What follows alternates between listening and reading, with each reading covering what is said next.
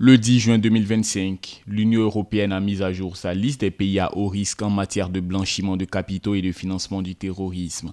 Parmi les pays recensés, 5 sont africains: l'Algérie, l'Angola, la Côte d'Ivoire, le Kenya et la Namibie. Cette inclusion fait suite aux alertes émises par le groupe d'action financière sur les faiblesses persistantes dans les dispositifs de lutte contre ces crimes. L'entrée d'un État comme la Côte d'Ivoire dans cette liste noire de l'Union européenne signifie que le pays est considéré comme un État à haut risque de blanchiment d'argent ou de financement du terrorisme, avec des dispositifs qui sont jugés insuffisants.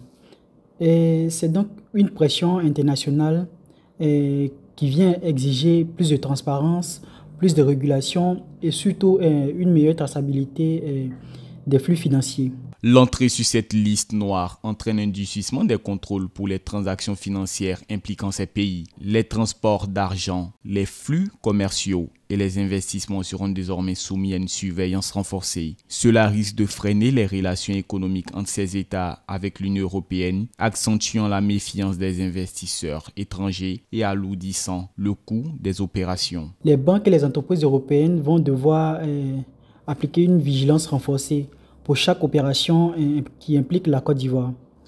Cela veut dire concrètement plus de contrôle, des délais qui sont encore plus longs, parfois même un désengagement de certains investisseurs ou partenaires commerciaux. En revanche, le Sénégal et l'Ouganda, salués pour leurs performances structurelles, ont été retirés sur cette liste.